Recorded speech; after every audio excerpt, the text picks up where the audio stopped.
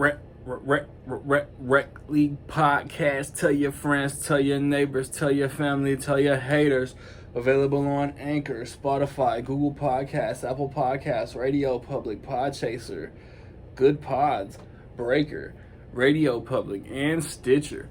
At Rec League Podcast on Facebook, YouTube, Instagram, TikTok, and Rec League Pod on Twitter. Episode 82. Available now. Yo, whether you watching this from Facebook, Twitter, click the link in my Instagram or YouTube itself. What up, world? So, I just watched The Lost City. It is the new,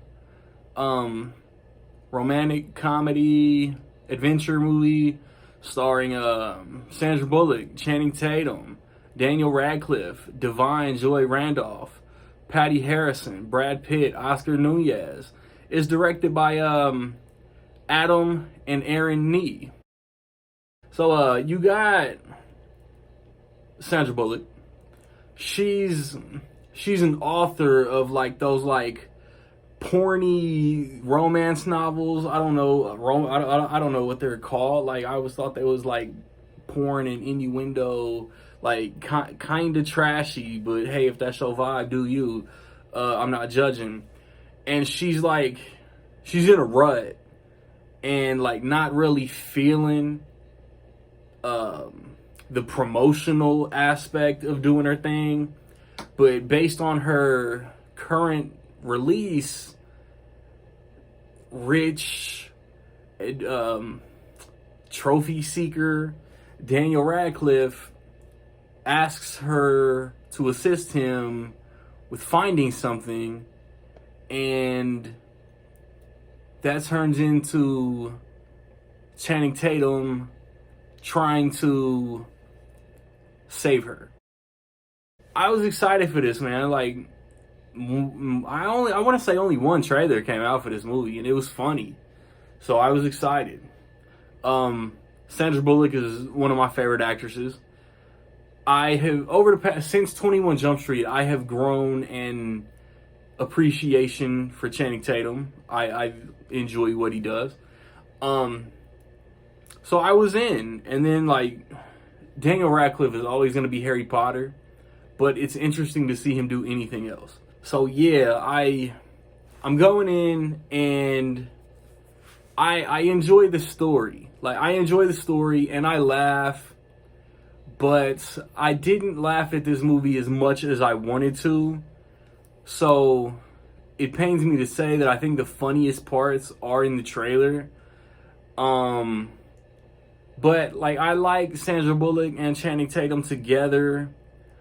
I like the Indiana Jones-ness, the Jumanji National Treasure-ness of this movie.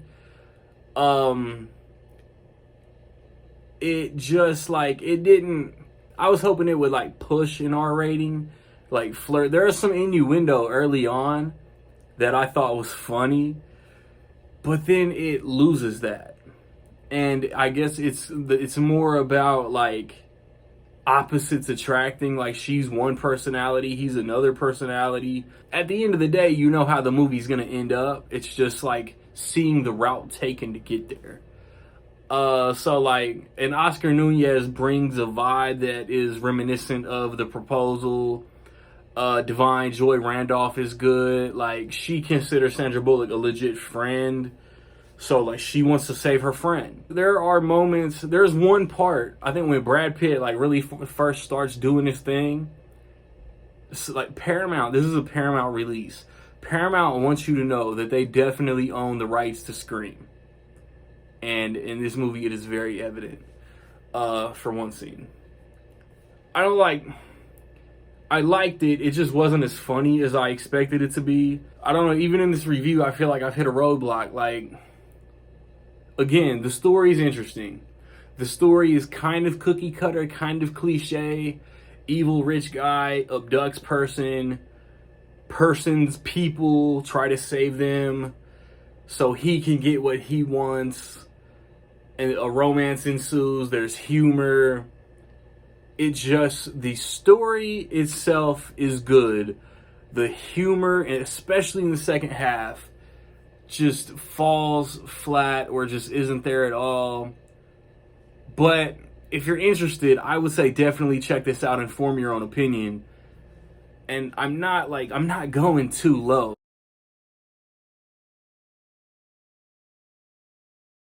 So I will say that in my opinion, The Lost City is almost dope. Have you seen The Lost City, man? What you think about it? Positive, negative, somewhere in between? Let me know. It's been a couple weeks since I have kicked the review out, man. I have recently reviewed The Adam Project, Turning Red, and The Batman. Check those out. My upcoming videos. This is the end of the first quarter of 2022.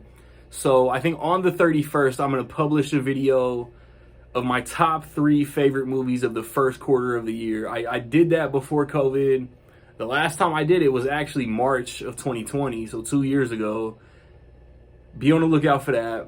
Over the next couple weeks, I plan to watch and review Morbius, as well as Ambulance, Sonic the Hedgehog 2, and hopefully Everything Everywhere All at Once.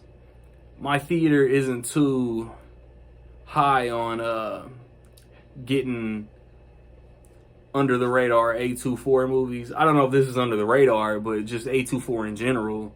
They got Uncut Gems, but like the hype was ridiculous. So be on the lookout for all of that, man. Hopefully I get to review all of those. Regularly Podcast episode 82.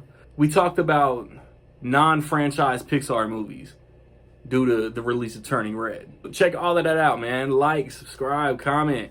Find me where you find me, man. Don't know where to find me? Watch these credits. Peace.